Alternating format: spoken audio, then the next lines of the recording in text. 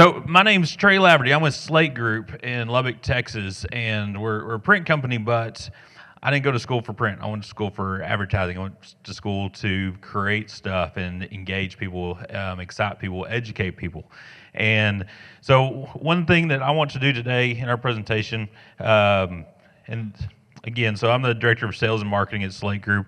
My why is to inspire, and I love bringing up new ideas and really teeing up new ideas for other people so they can create things they never thought of before. And that's where today's presentation is going to really take us. All right, so today I want us to basically kind of just step away and just really be thinking, like, open up our minds and start imagining new ideas from your marketing aspects, from your writing, from your storytelling, everything as we kind of go through there.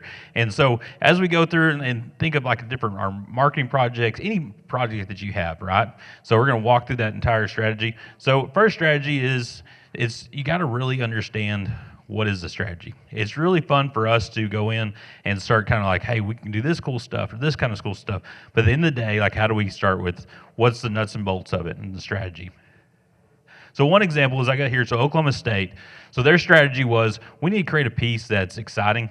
It's going to whenever it creates an experience. So instead of just a regular white envelope, when our alumni receive it, when they open it, and creates an experience as they open it, it's from the mailbox to where hopefully giving out donations and things like that. So the strategy was, we need something more, create an experience. Then we also want to be able to track it. We need to tie it in with digital campaigns as well. So what we did was we created a piece that, based off their mailing list, we were able to pump digital ads to those people instead of just a big old blanket, which is super creepy, but really cool as a marketing aspect. They also want to be able to track it as well, so they know, hey, when is it going to arrive through the mail, so we know for like when it should get donations, when we need to make phone calls, things like that. So we have a strategy. So whatever you do, it's just very nuts and bolts, the boring side of things. And once you have that, then it's okay, let's really open up our minds. How do we really bring this to life? So being open to anything and attached to nothing. So it's very easy. How many of us grew up in just small little rural towns? A lot of us, right? So I grew up, little bitty town, graduated about 27 people. I think only 7 girls in my class had to travel an hour just to find a girlfriend. So it's like little bitty, and you're either growing up, you're either going to be a teacher, a farmer, a rancher, and it was always just, the whole aspect was, if it ain't broke, don't fix it. So it's always just like, and it was very closed-minded. My dad was a Baptist preacher. My granddad was a Baptist preacher. I'm by no means a Baptist preacher. And so, but it was just that kind of aspect. So I really wanted, as I kind of went into the world and things like that, it's like, how do we really open up our minds? And we can do whatever the heck we want to do. For example, this is the University of Montana. And I use this as an example. The University of Montana they went through a struggle of getting new recruits and new students to come to Montana. And what they did was they really opened up their minds to what's their brand. And if you think of like your university brands or a lot of other university brands, it's a 1-color, 2-color, very traditional. They went with a 70s ski outfit, basically, in their brand. They went crazy with it. And they took a chance. And that's one thing you got to do. You got to kind of step off the ledge, take that chance. They created this, and I had a guy in the military. He came up to me, and one of their designers, and said, hey, I saw this brand, and I hate it. And then I showed it to my sister, who's about to go to University of Montana, and she loved it. And after you guys explained it to us, now I understand it's not about me, it's about her. So understanding your audience, we'll talk about that here in a little bit as well. But it's basically, sometimes you got to take those chances and be open to new ideas. This is Purple Circle. So in their publication, they kind of said, hey, we got to do something different. We've had the same magazine, same content, things like that, and it's just, it's kind of boring. And we need to help out our sponsors. How do we increase our sponsors and give them something of more value? So we took an idea from a small college in Texas that did what's called the snake fold. So it's basically, we threw it as it opens up, folds down, and over. It's something very simple, but they tried something new. And after they did this, had huge reviews, and there ended up other sponsors want to do something cool as well. So as we start going through, coming up with these ideas, it's always great to just sketch it out first, just pen and paper, as kind of Go through there and just have fun with it. Get your scissors, get your stuff out. Think like a kid again. Have fun. And it's very structured. And, in our daily lives, got to be professional, got to do different stuff.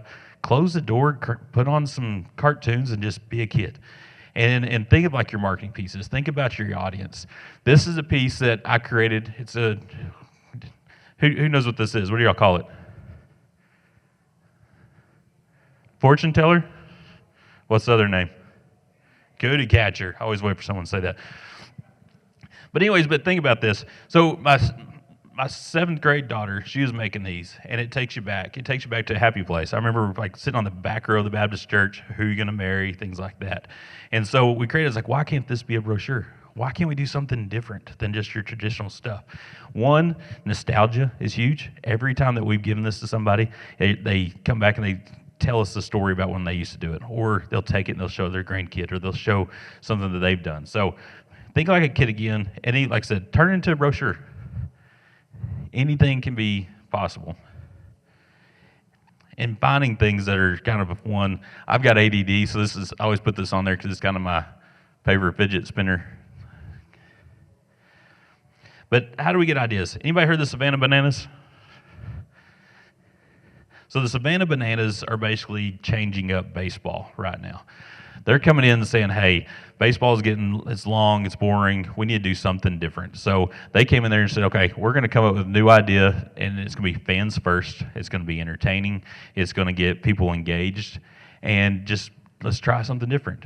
And as they started from pretty much nothing. And they basically kind of built it all on the fans first and got people engaging. Now there's like a wait list for tickets that's over 3 million people long. So as they try new things, they go through it. So Jesse Cole is the owner, and what he challenges his team to do is basically 10 new ideas a day. And that's tough. Could you imagine every day we're coming up with 10 new ideas to try something different? So it's one of those things like, how do we train our brains? And how do we creatively train our team to constantly come up with new ideas? Because it essentially is going to make our businesses better. So basically what I always say, hey, start with 2 ideas a day. Write them down. And write them down and start building up your brain. Because if you're bringing up these new ideas, it's going to help everybody out. And then take a shot. So this is kind of my Michael Scott moment. I kind of became infatuated with the Savannah Bananas because I love the ideology on it and like coming up with new ideas and everything like that. So I was like, you know what? How do I get in front of somebody? How do I engage somebody that's engaging millions of people? So we created I put on my I love paper like a Michael Scott shirt, took a picture, and then I created a piece that was a notepad. It's simple. It's a piece of paper. You crunch it up, creates a baseball. Next pad, you roll it up and you got a bat. So anyways, something different, sent it to him, was able to start conversations with Savannah Bananas, and just off just a simple notepad. The hard part is, how do we do imagination on a busy schedule? Everybody's busy. We're wearing a lot of hats right now. So how do we do that? So Steve Jobs put it in here perfectly. Creativity is just connecting things. When you ask creative people how they did something, they feel a little guilty, and it is. I think someone said, "Collabus steal," or like steal like an artist. Like, how do we do this? You want to take those ideas, but you kind of feel a little guilty. And the best part on this line right here, take a picture if you want to, is basically it seemed obvious to them after a while because they're able to connect experiences they've had and synthesize new things. So it's like steal like an artist. We're not going there and just ripping somebody off, but how do we take these ideas, because ideas are everywhere, how do we take those ideas and turn them into basically help our brand grow? A couple different examples. These are some different brochures we did. In the top left is kind of a pinwheel fold. We started there, and then we went over to, there's a nonprofit that wanted to do something, so we took that idea, and it needed to be in a letter size mailer, so we had to make it a little wider. And then working with Southwest Airlines, they wanted to do something similar, but I wanted to create an experience where it's a plane flying through the clouds. So I just got out some scissors. And so through this entire process, it's the same concept, same idea, but it was made for each one of the other brands. And we saved a lot of time. Because we just don't have time to be sitting around waiting for kumbaya and hoping an idea just comes to us. So we need to figure out ways that we can bring in there. So this is one, everybody know OYE, so Oklahoma Youth Expo. This is the coolest stock show ever. But anyway, so we did a brochure for them, and then Texas Tech saw something that we did for them. They took that same idea, made it in their brand. So sometimes it's looking outside of our industry. It's real easy going into Google and saying top cool things in the ag industry. Look outside of it. Southwest did this. Southwest was trying to bring in a lot more employees, and they were struggling. So what they did, they looked at higher education. Higher education sending out a lot of cool boxes and get people engaged. So we put together a higher education box for Southwest Airlines. And by looking outside the industry, they brought that in, and they sent this box out. And the first week that we sent these out, it was a 55-year-old gentleman, got the box, did a full unboxing video. He had tears coming down his eyes. Put it out there on social media, and it just goes to show is like, think about our audience. No matter if they're 17 years old getting a box going into college, or they're in their 50s going into a new career, like how do we pull on those emotional ties? How do we think differently? How do we connect with them?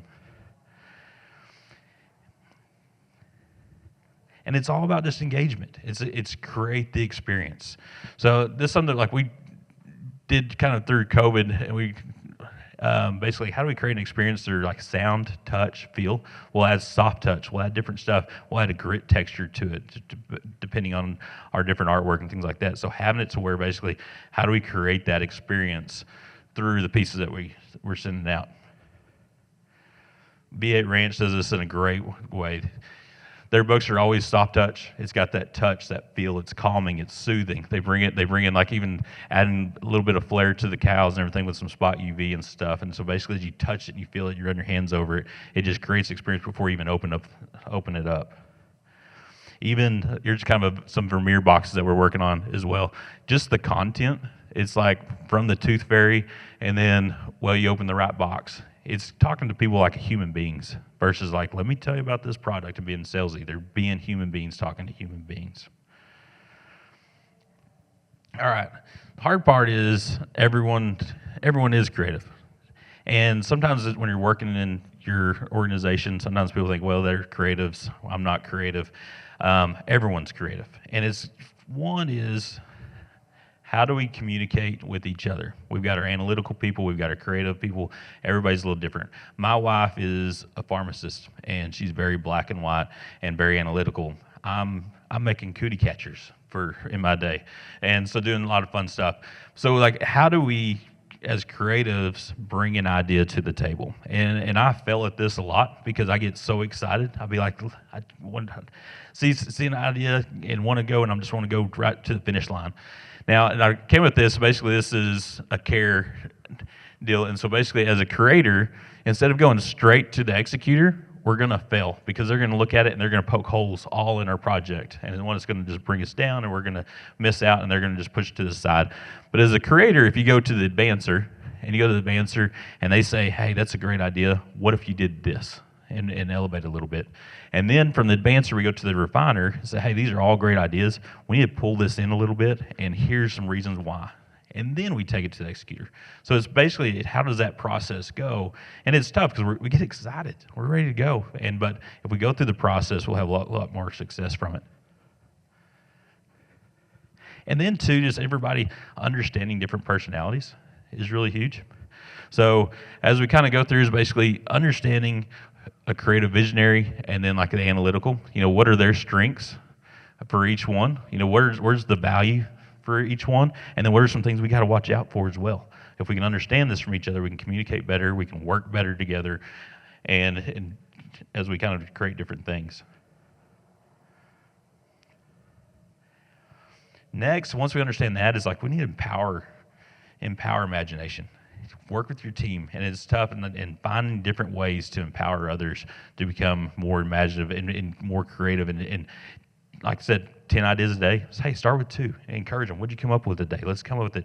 Even if it's a bad idea, that's all right. It's an idea. They're doing something. So empower your team. One of the ways that we do this is we create a conference called Print Inspired. And get some music going.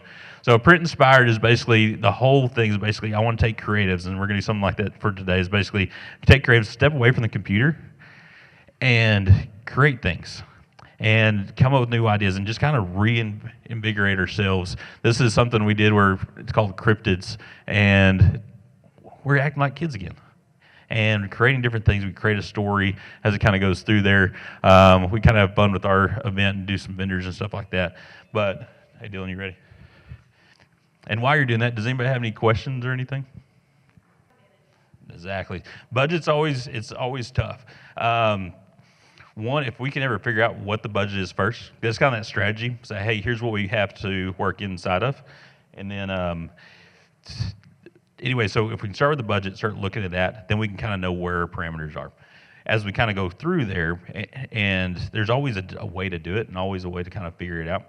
But as we kind of go through there might be a great idea that comes up and say, hey, it's over budget, and it may be worth it. So then you got to understand, like, hey, is it worth it to go over budget? For example, we did a project for West Texas A&M University, and it's for their admissions piece. And so for their admissions piece, it was basically they're sending out a 8.5 by 11 white piece of paper, and so their budget was really small. And so we decided we wanted to do this cool foil, do their hand symbol, make it more engaging, get more kids on social media and things like that, and we're way over budget. And so we convinced them that, hey, this would be more successful, and you really just kind of discuss, this is going to get people engaged on social media, your message is going to get spread out a lot further. They went for it, and they spent over the budget, and then they haven't turned back. They've got more funding because of that. So it's one where they took a risk kind of through there. But when you have that budget, there's a lot of different ways you can always spin it, and it may not be the most traditional. It's maybe something else that may be less money as well. So it's kind of just, you got to look at a lot of different angles. Yeah, colored pencils. All right, any other questions? What is something that y'all have done creative, something, again, sorry, let me step back. One of the things, too, I love networking with people. We can all learn from each other. And it's tough from basically, sometimes we're always in our groups. So we're in a space right now, too, is there a certain project that y'all have done from a creative standpoint, done something with y'all's team that y'all even want to share and say, hey, this worked for us, just because we got to learn from each other? That's a great question. So the question is basically like, when you have a vision, and like how do you showcase that? How do you get that across the board? Because again, everyone's not creative. So there's certain people that you see it in your head being a creative, but it's hard to get that across the board. So what we do is this right here. I'm cutting up paper, and what I'll do is I'll take a video of it, and so I'll just cut up blank paper. I'll bring out the colored pencils, and I'll start drawing, and I kind of pull that together. Then I'm going in there, I'll find supporting pictures from go online and just find some just screenshots, throw them on there. And then we can also from paper, textures, things like that. We grab other examples from other clients or other things that we see, take those, and then it's kind of like, it's a process. It's like, all right, here's just a cut up piece of paper. Here's what kind of what we're thinking it's going to look like. And then here's what it's going to feel like based off this, and you got to bring it to life. On this side without the here, right? Huh? I think on this side. Oh wait, no, I told you wrong. Yep, sorry. Color on the side with the brown tape on there. There you go. But that's also the fun part. And if you can, what I've learned is through that process, when I've cut up paper and got them going, then our clients will start doing the exact same thing, and that they've never done that before, and they'll send me videos whenever they're trying to explain their vision to me. They're like, hey, we cut this out, and this is kind of what we're thinking, and throw some Thunderstruck music on there or something kind of, and if you're sending a video or something like that, make it fun. Get them excited. If you can create excitement from the get-go, especially when you're trying to get a bigger budget, get them engaged or bring them in to the conversation. Give them some scissors and some paper. Let's do this together. Yep. RFPs are tough because it's very black and white, but at the same time, and that's where we've got so much to offer, and they're basically just got it all just apples to apples and bananas to bananas. So what we do, we do a lot of RFPs, and a lot of our RFPs are for creative marketers and stuff like that. And then because communicate the people in that room when they do the bid opening, you've got your purchasing people that they're just looking at the numbers, but then you got your marketing people that they're like, hey, I don't want to talk budget, I want to talk about something cool. So how do we do that? And then two, from a time standpoint, because it takes it's very intensive. What we did was we have created an RFP book, It's very standardized, and it answers all the questions through it. So basically, whenever you open up the book, it's got our brand. It goes and talks about who we are as a company, and goes through there. We've got a QR code on there that does a tour of our facility as well, so it becomes interactive. But it goes and answers all those questions: how many employees, how long we've been in business, everything like that. It goes through there, then it goes through like all of our services, and we throw pictures in there. And then after all of that is answered, then we'll take that RFP and we'll answer that RFP, and then we'll take that PDF, drop it in the middle of that. So they've got to read through all that stuff, and then they see that RFP for the pricing on there, and then we do a portfolio of supporting items, supporting projects that are similar to what they're asking, and then add in some extra stuff as well. And then it's got the W-9, it's got our insurance and everything like that as well. And then, but that it's standardized, and and we can just plug and play. So I'm gonna go a lot faster. And then what we'll do is, if it's getting mailed in, then we'll throw in samples. And even if they say no, they're still going to get it, because what's happening is purchasing person's going to look at the pricing.